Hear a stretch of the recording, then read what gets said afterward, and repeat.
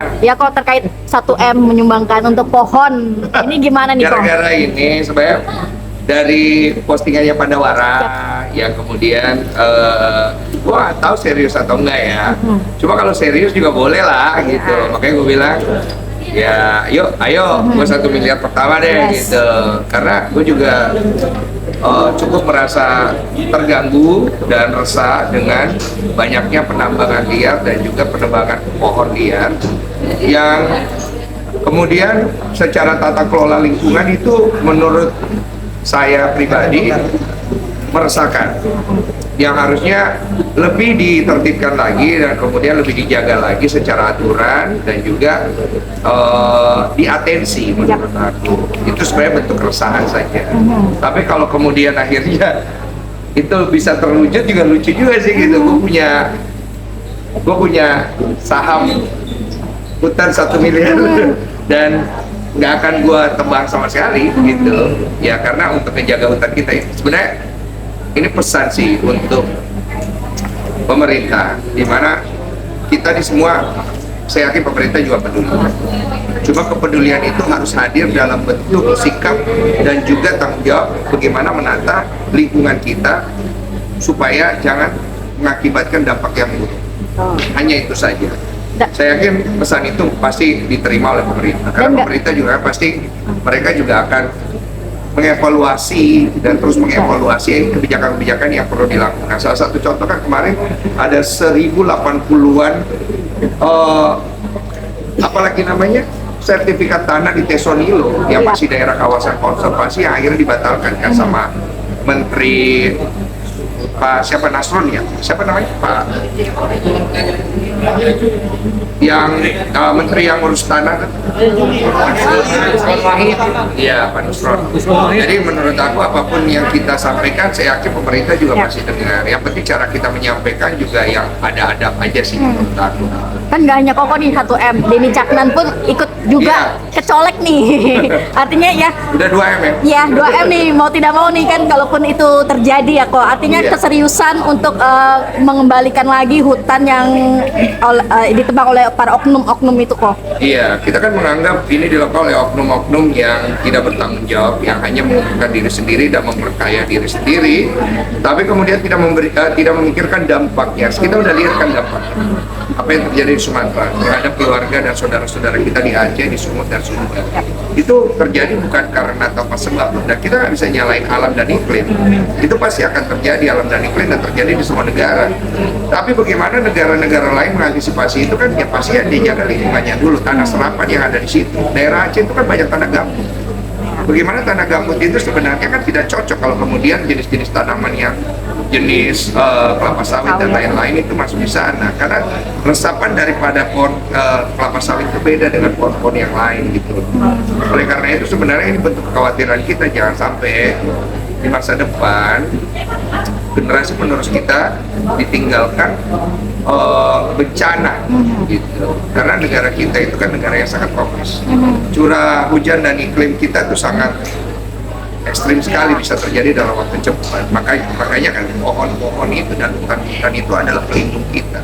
Itu yang harusnya kita jaga. Dan semoga dengan ada kejadian ini bisa menjadi pengingat dan juga momen bangkitnya awareness untuk semua pihak, terutama pemerintah yang punya peran penting menjaga lingkungan kita supaya, bayangkan loh berapa banyak korban jiwa yang kemarin. Ini belum, masih banyak tiba-tiba hujan keras berikutnya yang kalau kemudian penambangan dan juga penebangan hutan liar ini dibiarkan terus, yang bisa memberikan dampak yang sangat kepada orang-orang di sekitar kita gitu.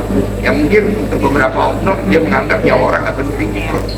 Tapi buat kita yang masih punya empati, kita menganggap sesuatu hal yang penting sekali. Kok rencana akan turun, katanya akan membuat posko untuk healing buat anak-anak, itu seperti apa sih kok? Jadi rencana untuk membuat posko itu sudah aku lakukan dari awal. Kemudian aku sudah melanjutkan ke beberapa titik. Tadi aku baru selesai mengirimkan bantuan barang lagi yang memang harus kita berangkatkan dari Jakarta sekitar 5 ton.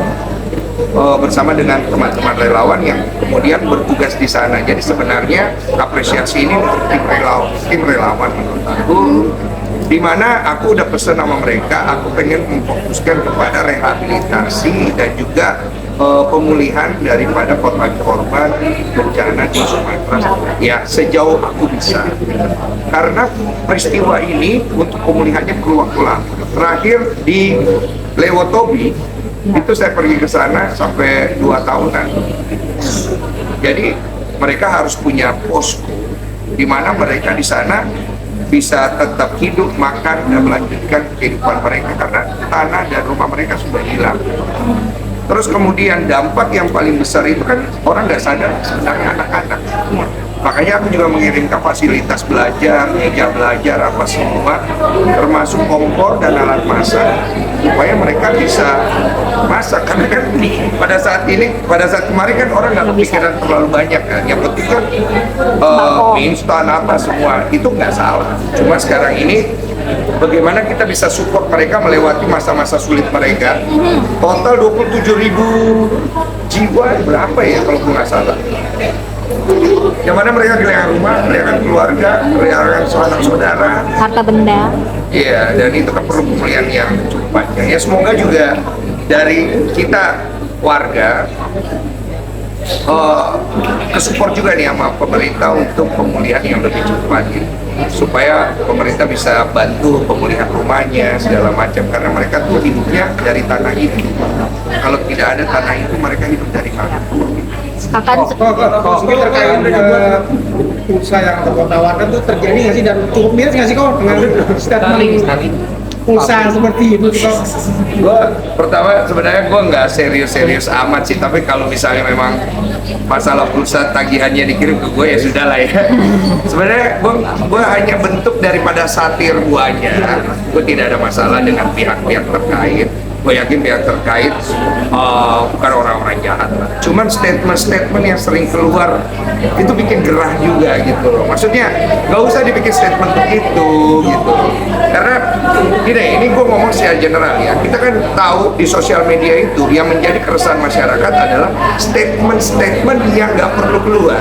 Salah satunya kan statement yang keluar kemarin dari salah satu kerabat kita anggota DPR yang maksudnya itu jadi bahan untuk hujatan netizen. Gue pribadi menyayangkan hal itu karena menurut gue itu memecah belah bangsa. Bangsa ini dipecah belah dengan narasi-narasi yang ada di sosial media karena ada bahannya. Jadi jangan dikasih bahan. Gak usah bikin statement yang akhirnya bisa membuat orang tuh jadi ngerti kan? Gitu. Karena gue nggak suka ketika bangsa ini dipecah belah, mau pemerintahnya, mau rakyatnya. Kita ini satu bangsa. Kalau kenapa-napa ya kita semua yang rugi kan. kok akan untuk posko itu akan dari sendiri atau enggak tim-tim lain juga atau mungkin apalah? Oke, posko itu memang pribadi seperti komitmen gua. Nanti kalau misalnya gua rasa perlu, nanti gua tambah lagi, tapi sebenarnya secara berkala dan lebih ke diam-diam ya.